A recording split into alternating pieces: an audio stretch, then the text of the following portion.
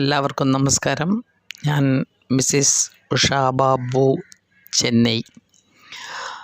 ഞാൻ മെഡിറ്റേഷൻ ധ്യാനത്തിനെ പറ്റി പറയാനാണ് വന്നത്. കുറച്ച് 2-3 വർഷം മുമ്പേ ഞാൻ ജോയിൻ ചെയ്തതായിരുന്നു സുപ്രിയ മാഡത്തിൻ്റെ ക്ലാസ്സിൽ 3 to 4, 4:30 അങ്ങനെ. ഇപ്പോൾ കുറച്ച് കാലമായിട്ട് പറ്റുന്നില്ല. കുറച്ച് പേഴ്സണൽ വർക്ക്, വീട്ടിലുള്ള ജോലി, മോളുടെ മകൾ ഇവിടെ പഠിക്കുന്നതുകൊണ്ട് കുറച്ച് ജോലികൾ കുറച്ച് ജാസ്തിയാണ്. അതുകൊണ്ട് പറ്റുന്നില്ല. കാലത്ത് യോഗ ക്ലാസ് ഉള്ളതുകൊണ്ട് അതും അറ്റൻഡ് ചെയ്യാൻ പറ്റുന്നില്ല. അതുകൊണ്ടാണ്.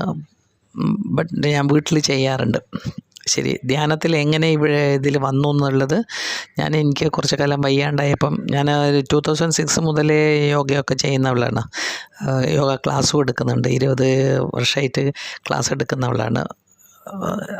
അങ്ങനെ പോയിക്കൊണ്ടിരിക്കുമ്പോൾ കുറച്ച് കാലം എനിക്കൊരു 2 വർഷം മുമ്പേ, 2-3 വർഷം മുമ്പേ കുറച്ച് വയ്യാണ്ടായി.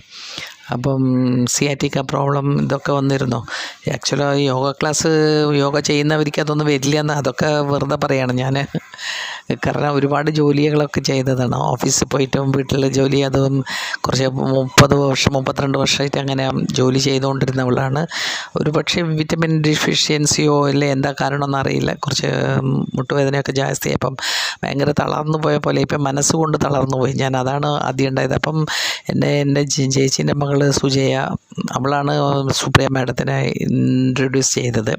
അപ്പോൾ പറഞ്ഞു മെഡിറ്റേഷൻ ചെയ്തപ്പോൾ എനിക്കത് അത്ര വിശ്വാസം ഉണ്ടായിരുന്നില്ല. മെഡിറ്റേഷൻ ചെയ്താൽ എങ്ങനെയാണ് നമ്മുടെ കാലുവേദന, നടുവേദനയൊക്കെ പോകുക എന്നുള്ളൊരു ഫീലിംഗ് ഉണ്ടായിരുന്നു. എന്നാലും അവർ നിർബന്ധിച്ചത് കാരണം നിങ്ങളിതിൽ ചേർന്ന് നോക്കൂ. ശരി, അങ്ങനെ ചേർന്നു. Thank you Supriya ma'am and Sujaya and all masters. Join ചെയ്ത് കുറച്ച് കാലത്തിലേ എനിക്ക് വ്യത്യാസം തുടങ്ങി. ശരിയാണ്, നമ്മളുടെ എല്ലാ വിഷമത്തിനും മുഖ്യമായിട്ടുള്ള കാരണം നമ്മളുടെ മനസ്സ് തന്നെയാണെന്ന് മനസ്സിലായി. ശരീരത്തിൻ്റെ അസുഖം നമ്മളത് അത്ര സീരിയസ് ആയിട്ട് എടുക്കരുത്. നമ്മൾ ഫീൽ ചെയ്യുന്നുണ്ട്. ഇപ്പം ഭാഗവതം പഠിക്കുന്നത് അവരും അത് തന്നെയാണ് പറയുന്നത്. നമ്മൾ കഴിഞ്ഞു പോയത് പറയുന്നത്, ഇതിനെ എങ്ങനെ തരണം ചെയ്യണം, എങ്ങനെ നമ്മൾ മാറ്റി കൊണ്ടുവരണം എന്നാണ് നോക്കേണ്ടത്. അത് മെഡിറ്റേഷനിൽ കൂടെ കഴിയുന്നുള്ളത് എനിക്ക് നല്ല അനുഭവത്തിൽ മനസ്സിലായി. നല്ലൊരു അനുഭവമാണ്. ക്ലാസ്സിൽ അറ്റൻഡ് ചെയ്യാൻ പറ്റുന്നില്ലെങ്കിലും ഞാൻ വീട്ടിലും ചെയ്യാറുണ്ട്. എല്ലാവരോടും മെഡിറ്റേഷൻ ചെയ്യാനാണ് പറയുന്നത്. എൻ്റെ ക്ലാസ്സിൽ, യോഗ ക്ലാസ്സിൽ ഞാൻ എല്ലാവരോടും അത് തന്നെ പറയുന്നത്. ആദ്യമൊക്കെ ഇരിക്കാൻ ബുദ്ധിമുട്ടായിരിക്കും, എല്ലാവർക്കും വിശ്വാസവും കുറവ് തന്നെയായിരിക്കും. കാരണം ശരീരവേദന എങ്ങനെ മെഡിറ്റേഷനിൽ പോകുന്നുള്ളതാണല്ലോ. നമ്മൾ മനസ്സുകൊണ്ട് നമ്മളുടെ ദുഃഖത്തെ മനസ്സുകൊണ്ട് എടുക്കാൻ പാടില്ല. അതുകൊണ്ട് അതെങ്ങനെ മാറ്റണം, കഴിഞ്ഞു പോയത് അയ്യോ ഇങ്ങനെ ആയിപ്പോയല്ലോ, അങ്ങനെ ആയിപ്പോയല്ലോ എന്ന് പറയാൻ പാടില്ല എന്നാണ് ഭാഗവതത്തിൽ ഒരു പറയുന്ന സ്വാമിമാരും അങ്ങനെയാണ് പറയുന്നത്. കഴിഞ്ഞത് കഴിഞ്ഞു, അതിനെപ്പറ്റി വിഷമിക്കരുത്, അടുത്തത് എന്ത് ചെയ്യണം അങ്ങനെ നോക്കണം. അങ്ങനെയാണ് ഞാൻ ശാരീരികമായിട്ടും മാനസികമായിട്ടും നല്ലോണം ഉയർന്നു. അതുകൊണ്ട് എല്ലാവരും മെഡിറ്റേഷൻ ചെയ്യണം. എനിക്ക് നല്ലൊരു അനുഭവമാണ്. ഒരുപാട് പറയാനൊക്കെ ഉണ്ട്, പക്ഷേ അത്രയല്ലേ പറ്റുന്നുള്ളൂ ഇപ്പോൾ.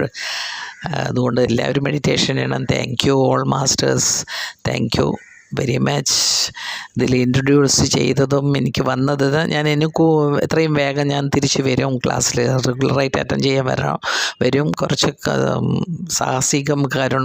സാഹചര്യം അങ്ങനെ ആയതുകൊണ്ട് ഇപ്പോൾ കണ്ടിന്യൂസ് ആയിട്ട് അറ്റൻഡ് ചെയ്യാൻ പറ്റുന്നില്ല.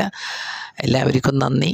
തീർച്ചയായും എല്ലാവരും മെഡിറ്റേഷൻ ചെയ്യണം. നല്ല പവർഫുൾ ഇതാണ് മെഡിറ്റേഷൻ.